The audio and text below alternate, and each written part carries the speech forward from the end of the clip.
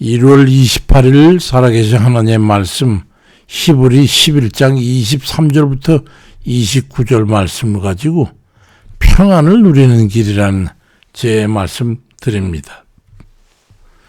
우리의 인생을 가장 비참하게 하는 그 정신적인 기조가 있는데 이게 무엇이라고 느끼십니까? 바로 염려와 근심, 걱정, 그리고 불안과 두려움, 그런 겁니다. 그러니까 반대로 인생을 행복으로 인식할 수 있는 게 있다면 그건 바로 반대 측면의 평안이죠. 우리 주님께서도 요한복음 14장 27절에서 평안을 너에게 끼치노니 곧 나의 평안을 너에게 주노라.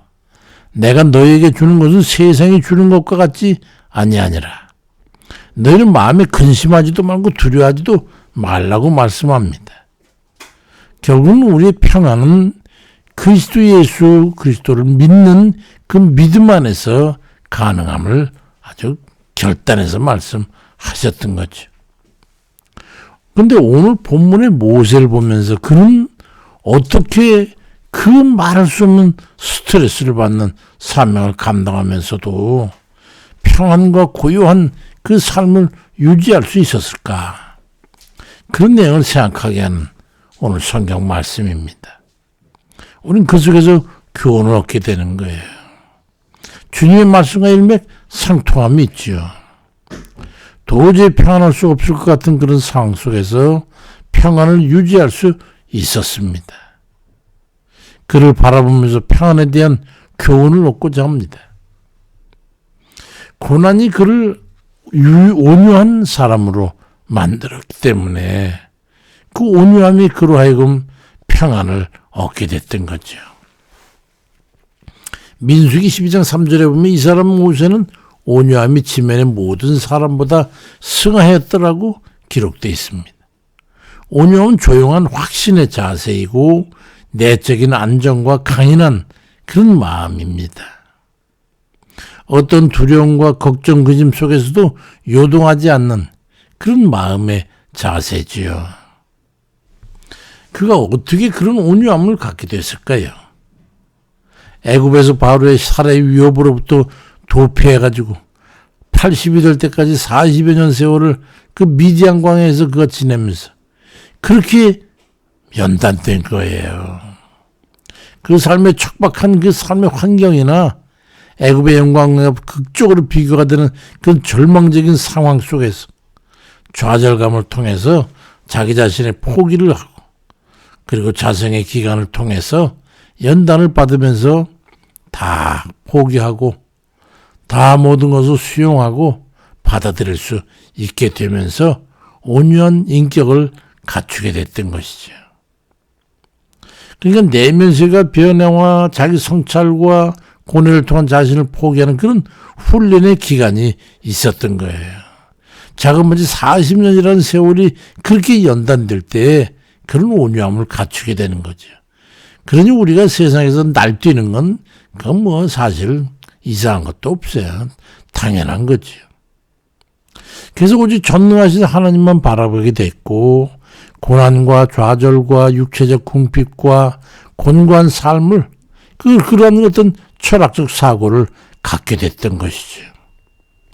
우리도 인생의 난제를 겸해가면서 위기에 대한 대처 능력을 갖추게 되고 냉철함과 마음의 강인함을 갖추게 되는 거예요. 그러니까 우리도 연단이 있었던 그 결과를 통해서 변화를 얻게 되는 거죠.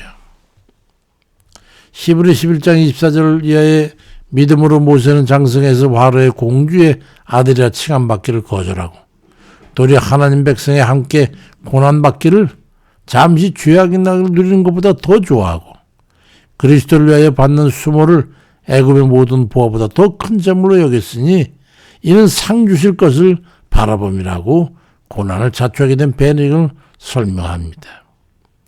그런 마음의 결단과 각오를 통해서 그가 얻어진 게 온유함이고 그 온유함을 통해서 얻어진 결과론적으로 보면은 평안을 누리게 된 거예요. 하나님께서는 그 백성을 인도하기 위해서 모세를 그렇게 연단해 가셨던 겁니다. 우리도 크게 다르지 않습니다. 우리 인생의 어떤 결과론적으로 얻은 그런 인생의 품성, 또 어떤 인격, 이런 게 있다면 그건 그냥 얻어진 게 아닙니다. 하나님께 사랑하는 자녀들에게 평안을 주시기 위해서는 훈련하실 때는 극한의 연단의 과정을 겪게 하시는 거예요. 그냥 그 사람의 인격을 보면 참 과거의 삶이 연상될 수밖에 없지요. 아마 어려움을 많이 겪은 모양이구만, 이런 걸 느끼게 하는 인격이 드러나게 되는 거예요. 사도 바울도 고백하기를 빌립보 3장 7절 9절에서 무엇이든지 내게 유익하던 걸 내가 그리스도를 위해서 다 해로 여길 뿐더러 또 모든 것을 해로 여기면 내 주 그리스도 예수를 아는 지식이 가장 고상함을 인함이라. 내가 그를 위해 모든 것을 잃어버리고 배설로고 여기면 그리스도를 얻고 그 안에서 발견되려 함이라고 말씀하고 있어. 그 얼마나 어려운 그런 시절을 그가 보냈는가 하는 것을 우리는 금방 눈여겨볼 수 있지요. 우리도 자유스러워 싶다면 그리스도 안에서 우리 자신을 찾으려고 해야 된다. 주 안에서라고 하는 그 범주 안으로 우리가 들어가야 되는 거예요. 고난과 인내, 그리고 고통과 괴롭힘, 그런 게 있을지라도 그리스도를 믿는 믿음 안에서 이겨내게 될 때 우리는 온유함을 갖추게 되고, 그래서 그 길을 통한 평안을 얻게 되는 겁니다. 자신에 대한 자성이 있어야 온유한 품성과 그로 인해 평안을 누리게 되는 겁니다. 내가 누구냐 하는 것에 대한 성찰이 있어야 된단 말이죠. 모세는 나는 누구인가라는 그 문제를 분명히 했습니다. 모세는 하숫가에서 주워다가 기른 바로의 공주의 아들, 어붓 아들이죠. 그렇지만 바로의 딸에 양육돼가지고 애굽의 왕제 반열에 서게 됐죠. 그렇지만 나중에 그가 결정해야 될 때는 자신이 애굽인이 아니고 고난받는 노예 백성인 유대인이라고 하는 것을 알고 그걸 택하게 되는 거예요. 그 선택의 기록에 서게 됐을 때 노예일망정 자기는 하나님의 백성이 되기로 결심하게 됐던 거예요. 우리도 여기서 생각할 게 있지 않습니까? 세상에 유리한 물리적 상황을 택해서 편승해 살 거냐, 아니면 과감한 결단은 나는 하나님 믿음의 백성이니까 그 믿음의 백성다운 그런 삶을 살 것이냐, 얼마나 어렵고 힘들고 절제해야 되는 그런 삶이겠지만은 그걸 선택하게 되는 거예요.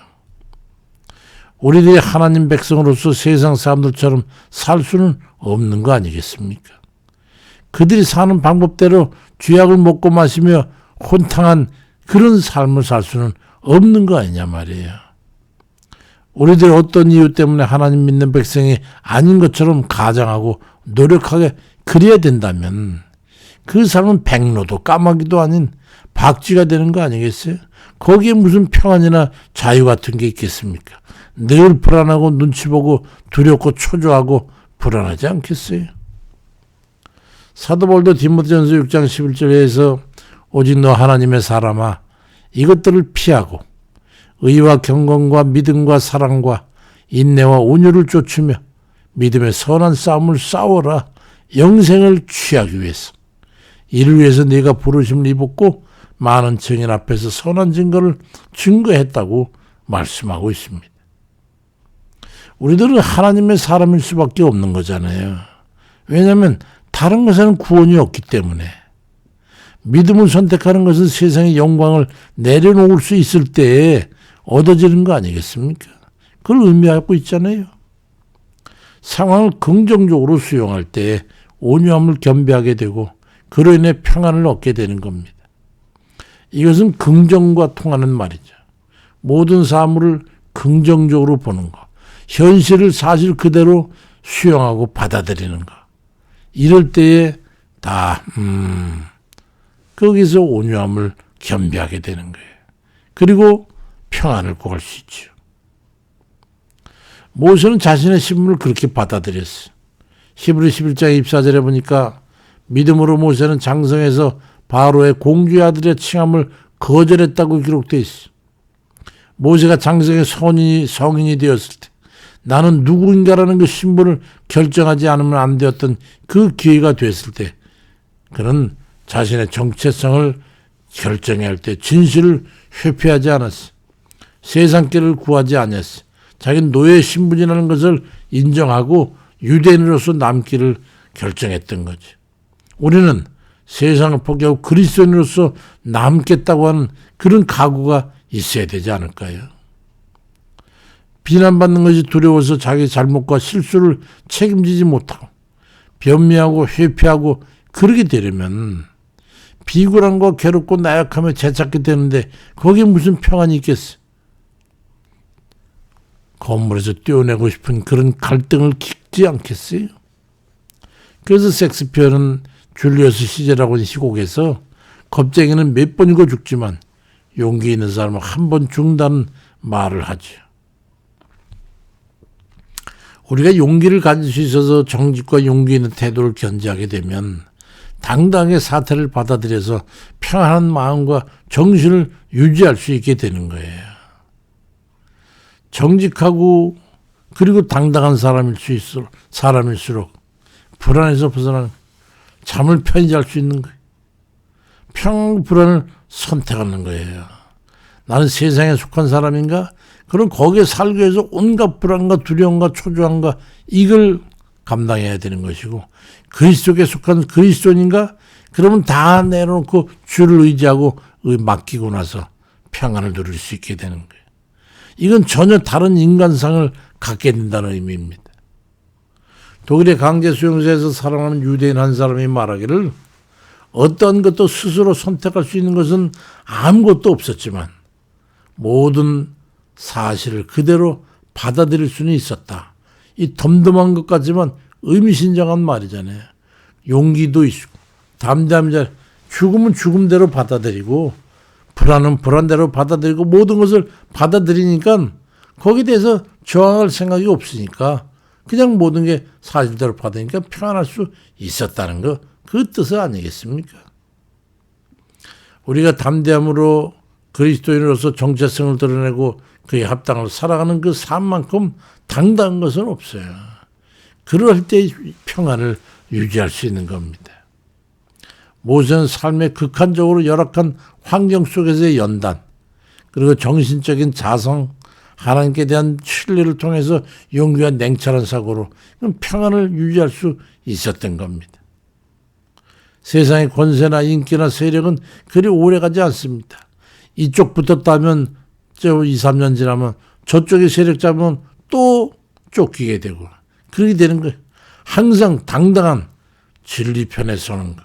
그만큼 당당한 게 어디 있겠어요. 하나님을 선택하고 주 안에서 믿음의 눈으로 보면서 우린 그리스도인으로 살게 하실 주를 의지하고 인내함으로 평안을 누리는 참다운 하나님 백성이 다 되시길 주의 이름으로 축원드립니다. 아버지, 우린 이 시대의 선택의 기로에 서서 요구받고 있습니다. 너는 그리스도인인가? 아니면 정치적인 이념이나 사상에 휩쓸려서 이리저리 흔들리는 갈대와도 같고 그런 불안하고 초조한 그런 존재인가? 우리를 그리스도인답게 하는 것은 불의한 것을 거부하고 하나님의 공의를 기준으로 삼고 사는 그 삶이 아니겠습니까? 우리가 바르게 살고 정직하게 살고 옳은 것은 옳다고 그런 것은 그러다고 하는 그 삶을 살 때에 우리는 언제든지 당당할 수 있고 죽음 앞에서 두렵지 않은 그런 삶을 삶으로 해서 우리가 평안할 수 있을 것입니다. 주께서 주시는 평안을 누릴 수 있을 것입니다. 아버지, 너무도 세상에 혼탁하고 혼란스럽고 두렵고 걱정 염려가 됩니다. 이 나라가 어디로 지금 가고 있는지, 이 조타수는 누구인지, 이 배가 어디에 걸릴지 알 수 그런 지경입니다. 아버지, 이 국민, 백성, 나라와 민족을 불쌍히 여기고 긍휼히 여겨 주셔서 옳은 것이 옳고 그런 것이 그르다고 하는 그런 판정이 속히 일어나서 이 땅에 진리가 뿌리박고 꽃 피우고 자유가 정말 진정한 자유가 사람들에게 주어지고 그리고 택할 수 있는 그런 여정이 될 수 있도록 은혜 베풀어 주옵소서. 그래서 그리스도인들이 정말로 믿음의 삶을 살면서 그들이 옳다고 여김받는 그런 이탄 터전이 되도록 인도해 주옵소서. 아버지, 우리가 먼저 하나님 앞에 바로 서야 되겠습니다. 우리에게 굳은 믿음과 옳은 진리의 편에 서서 판단할 수 있는 그런 저희에게 도와주옵소서. 어느 민족 누구에게나 결단할 때가 있나니 빛이냐 어둠이냐 불이냐 의냐 가냐 부냐 아버지, 이를 택해야 될 때 우리가 믿음의 눈으로 보고 판단하고 죽기 살기 한 번 죽는 것은 정해진 것이고 그 후에는 심판이 있을 거라는 그 심판의 두려움을 알고 옳은 것을 택하고 의로운 것을 택할 수 있는 저희에게 인도해 주옵소서. 감사드리고 예수 그리스도의 이름으로 기도드립니다. 아멘입니다.